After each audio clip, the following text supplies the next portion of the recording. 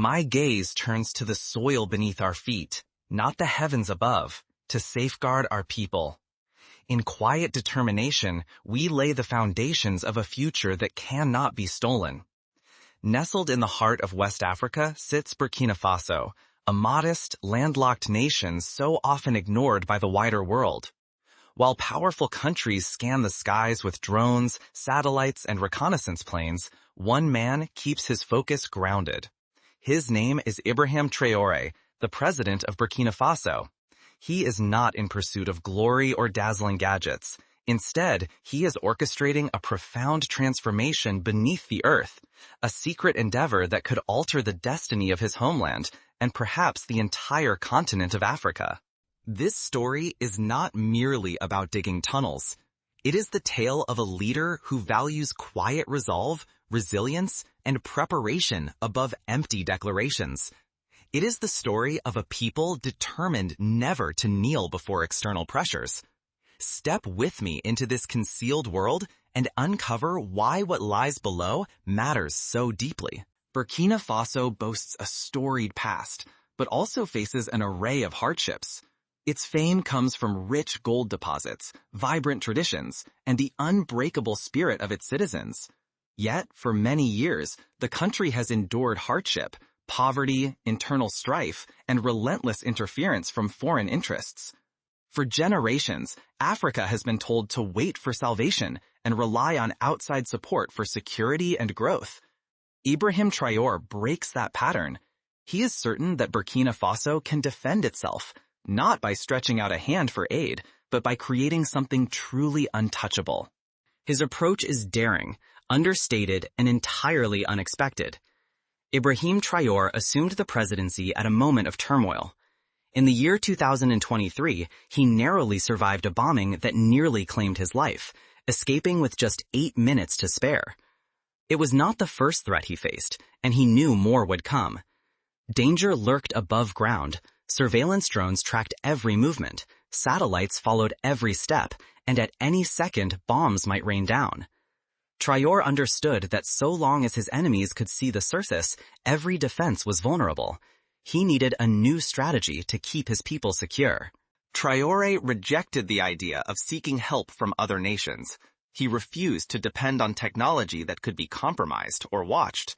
Instead, he found inspiration in the earth itself, plunging far below the surface where no satellite could reach. Here, he saw a chance to construct something truly indestructible. This was not about hiding or fleeing. It was about seizing control of Burkina Faso's fate. It was about forging a fortress no enemy could breach. Thus, the underground network was conceived. The secret effort began near the town of Kaya, close to the country's largest gold mine. Gold is Burkina Faso's lifeblood, yet it also draws thieves and outside powers. Traore knew defending these riches was vital. Laborers began their work discreetly, digging quietly under the cover of darkness. No announcements were made. There were no speeches or grand openings. Their mission was clear: keep the entire operation hidden from the outside world. This tunnel was not a mere passageway. It marked the origin of an ambitious network, designed to link strategic sites across the nation. From Kaya, it stretched northward, joining gold mines to military outposts and secure zones. Workers operated in total silence, erasing all evidence of their activity. Supply vehicles moved under night's shadow. Above ground, everything appeared unchanged.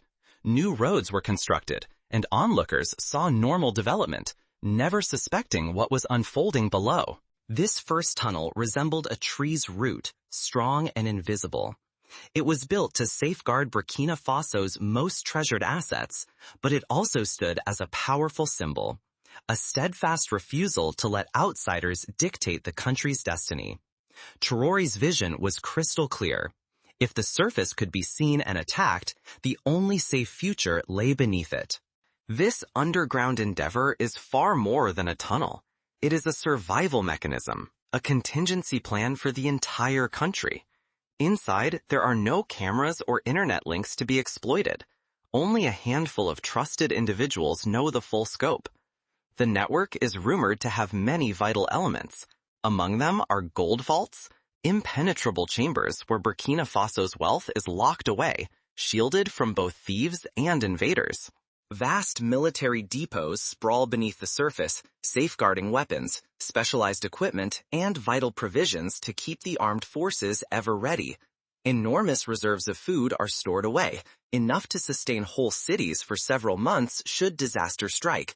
Concealed medical facilities lie hidden as well, stocked with medicines and gear to treat the wounded and the sick. For secure communication, the system relies on ingenious message delivery methods that do not depend on signals or the internet.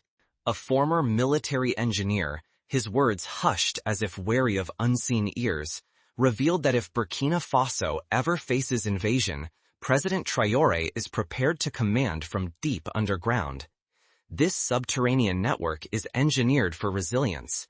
Rumors whisper that the main corridor extends for more than 60 kilometers, entombed beneath as much as 120 meters of solid earth. The walls are fortified and fitted with airtight seals, while advanced climate controls ensure the air remains cool and pure. This underground labyrinth is not merely a contingency for defense. It is a lifeline built for survival through any ordeal. Its greatest strength, however, is its invisibility. President Traore was determined to cloak the project in total secrecy. He placed no trust in digital blueprints or online schematics that might be compromised. Instead, every design is sketched by hand using unique symbols drawn from the ancient languages of local tribes. This script forms a code that neither computer nor artificial intelligence can decipher. Only 3 complete versions of these master plans are known to exist. One remains in Traore's possession, another is secured within a military stronghold, and the third's location is a closely guarded mystery. Each construction team is only aware of a fragment of the overall design. One group may excavate a passageway, while another constructs a reinforced chamber. None, aside from Traore and a handful of trusted confidants, grasp the full scheme. This compartmentalization ensures the project cannot be betrayed or undermined. Even the laborers understand just a fraction, but they realize they are part of something monumental, something that could one day preserve their homeland. Why did Traore never broadcast his ambition to the world? Why not parade his daring vision before the global stage? The answer lies in his calculation. The world is crowded with mighty nations, ever vigilant through satellites, drones, and espionage, seeking to manipulate resources and sway leaders like Traore. By building in silence, he keeps adversaries in perpetual doubt. They cannot pinpoint the tunnels from the sky. They cannot infiltrate the plans, for there is no digital trail, and they cannot target what remains incomprehensible. This shroud of secrecy is a potent weapon in itself. Western intelligence agencies are left perplexed. They detect unusual patterns of heat beneath the earth, but cannot verify their origin. A European analysis described the project as a non-digital, anti-surveillance military system. In simple terms, it is a fortress designed to thwart foreign observation, a protective barrier shielding Burkina Faso from prying eyes. This alone transforms the balance of power. Observers have dubbed Traore's approach the hedgehog doctrine. Like the small creature that rolls into a ball, hiding its vulnerable side, Burkina Faso is quietly preparing, digging deep, and remaining unseen. When the moment arrives, it will be ready to act from the shadows. This is not about provoking war, but about standing prepared for any threat. Traore refrains from boasting and never utters threats. When questioned about the tunnels, he merely smiled and replied, "We do not speak in loud voices. We quietly make ready to defend what matters to us." This understated resolve is the project's true source of power. Above ground, Burkina Faso presents the picture of any ordinary nation, new roads, vehicles, and bustling construction. Yet beneath, a hidden realm is taking shape. It is a world in which Burkina Faso holds its own fate in its hands, a world protected from outside interference. These tunnels are not reserved solely for soldiers. They exist for the people of Burkina Faso. Traore did not commission this system merely to guard treasures or armaments. He built it to safeguard hope, to preserve memory, and to protect the very soul of his nation. Now, parents across Burkina Faso rest easier, knowing there is refuge for their children should conflict arise. Elders declare that the ancestors would approve, for the land at last is defended. Even teachers are preparing the youngest generation, showing them how to find tunnel entrances and remain composed below ground. These subterranean corridors stand as undeniable evidence that someone is carefully planning for what lies ahead. One of the builders who worked near Kaya shared, "Each batch of concrete I mixed felt like laying a cornerstone for Africa's destiny. We are not only constructing for the present moment, we are safeguarding the days yet to come." This conviction runs deep in everyone involved. These tunnels go far beyond mere cement and electric bulbs. They are a vow that Burkina Faso will endure, regardless of whatever storms arise. In March of 2025, an event took place that revealed the true strength of these tunnels. Shots rang out close to a gold mine in the east. Western news outlets labeled it a terrorist assault, but the people in the nearby villages understood what really happened. The intruders were not targeting lives. They came for the treasure beneath the ground. During that same week, a major satellite network went dark over Burkina Faso for precisely 2 minutes. That brief window was all it took for a supply convoy to slip silently into a newly carved tunnel entrance. Traore did not deliver grand statements or seek to blame anyone.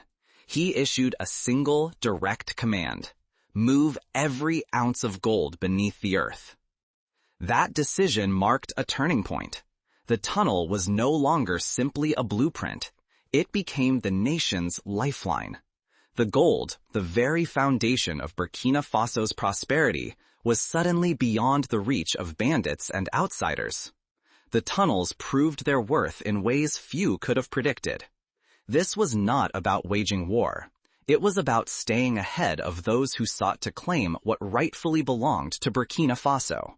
Following the attack, Traore convened a secret meeting with leaders from Mali and Niger, the 2 neighboring states.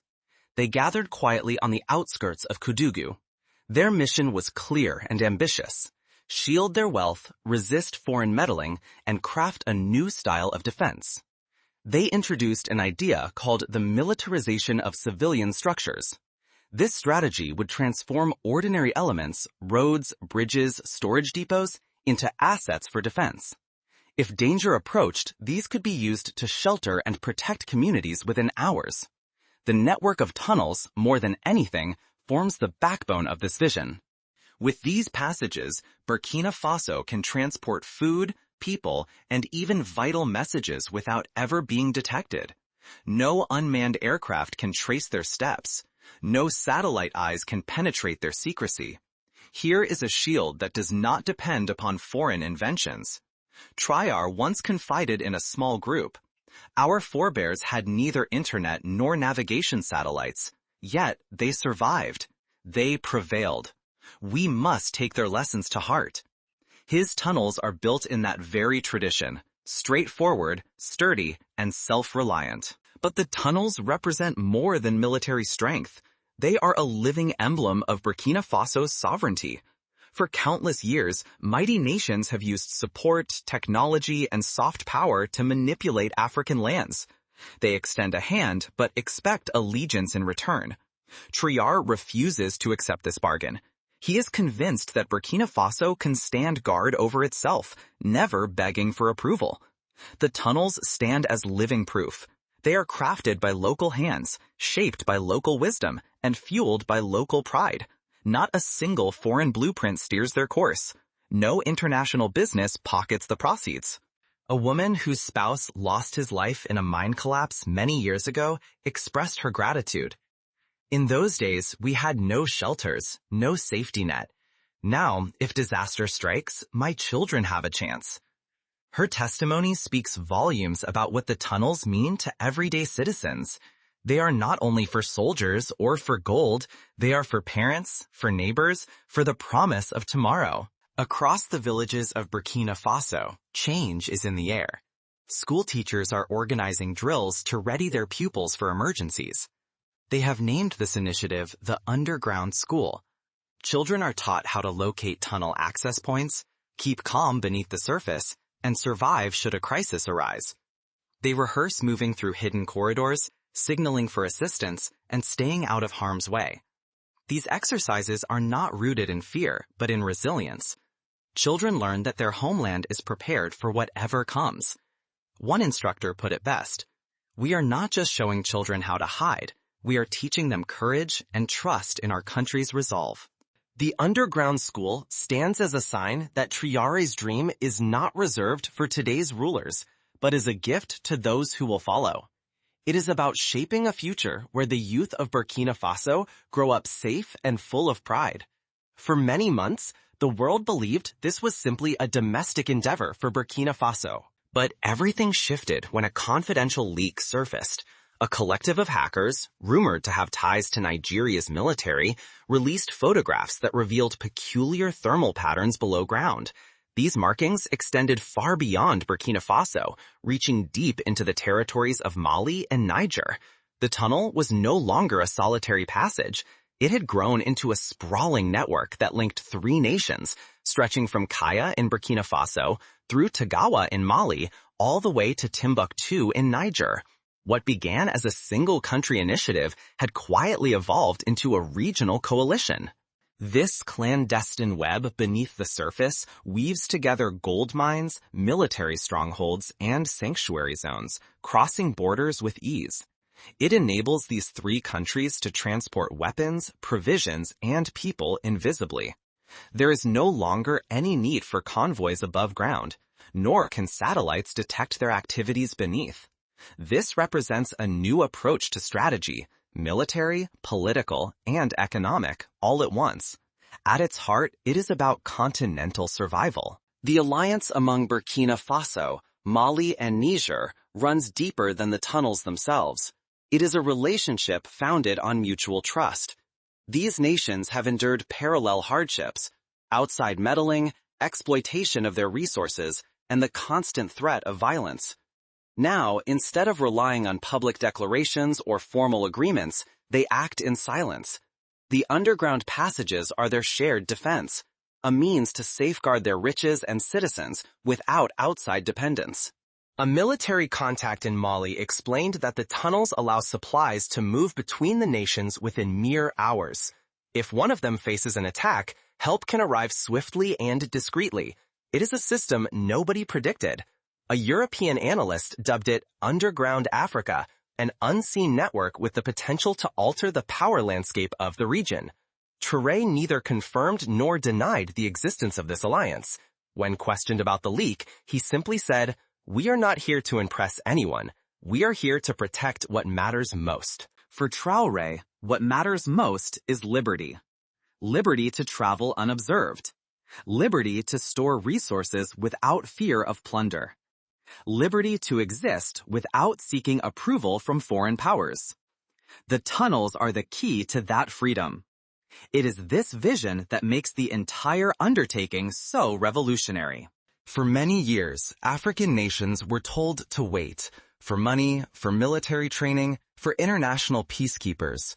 Traore and his partners have chosen to wait no longer.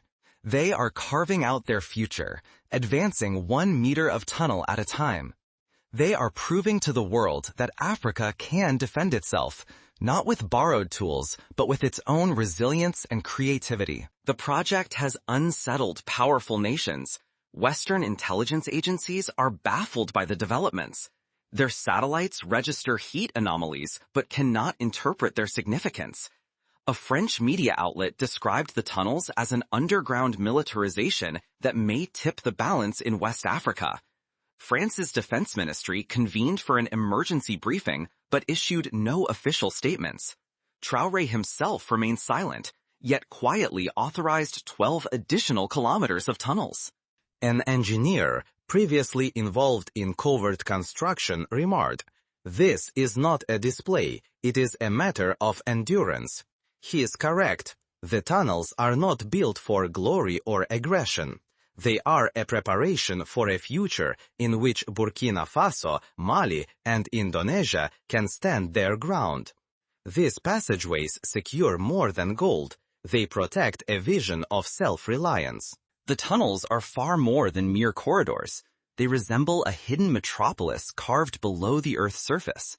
In a classified report, Traoré'S team cataloged several features: 6 transfer stations for the rapid movement of goods, 4 impregnable vaults safeguarding national treasure, and 2 command centers for leadership and coordination.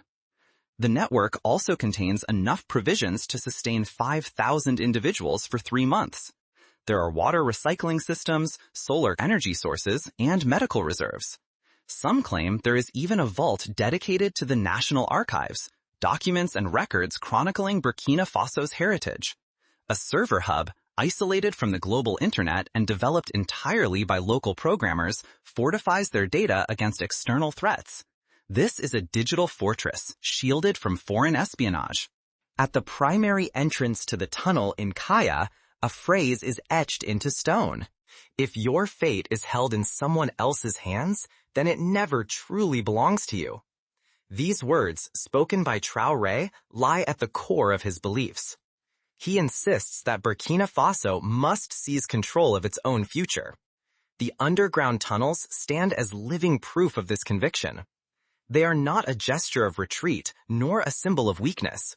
Instead, they are a bold declaration to the world.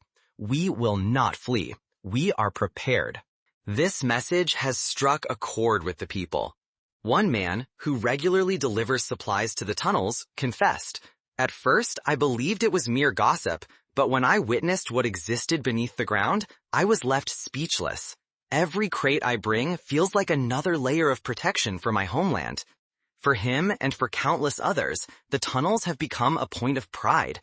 They reveal that Burkina Faso is forging something powerful, something truly owned by its citizens. These tunnels are far more than just defensive structures. They represent an entirely new blueprint for Africa. For centuries, foreign powers have carved out the continent's boundaries, seized its riches, and dictated its fate. Now, Traore and his supporters are quietly reshaping the map from below the surface. They are piecing together a vast network that unites nations, safeguards resources, and guarantees survival. This movement has grown beyond the borders of Burkina Faso. It now embodies West Africa's silent defiance. As one military expert observed, they are not merely protecting territory, they are cultivating a brand new mindset. This philosophy is rooted in trust, steadfastness, and self-reliance. It is about forging a future that no one can confiscate, all unfolding quietly out of the global spotlight. Picture a small child sitting far below the earth, absorbed in a book under the gentle glow of a lamp. Above ground, the world may be turbulent, marked by conflict, politics, and uncertainty. Yet in the depths below, there is safety, optimism, and the promise of tomorrow. This is the true meaning of Traoré'S tunnels. They are not solely meant to safeguard gold or arms. They are built to shield aspirations. They are a pledge that when peril arrives, Burkina Faso will not be caught unprepared. Traore did not construct these tunnels for acclaim. Built them to sow the seeds of a strengthened Africa. Deep within the Earth's quiet embrace, a vision is taking root. A vision of a future where no one must plead just to endure. It is a plan that declares, when darkness falls, we will not vanish. We will emerge from the depths. Imagine if the whole of Africa began shaping its destiny beneath the ground. What if nations everywhere took inspiration from Traore, raising their own shelters of soil and metal? This narrative is more than about a single country. It is an invitation to redefine the meaning of strength. It reminds us that true power does not always announce itself with grand speeches or gleaming arms. At times, it flourishes in quiet, in careful readiness, in the resolve to create the unseen. Do you view Traoré's strategy as daring genius or dangerous gamble? Can you envision an Africa charting its future free from external chains? Share your perspective. This journey has only just begun, and the world is paying attention, not skyward, but to the world beneath our feet.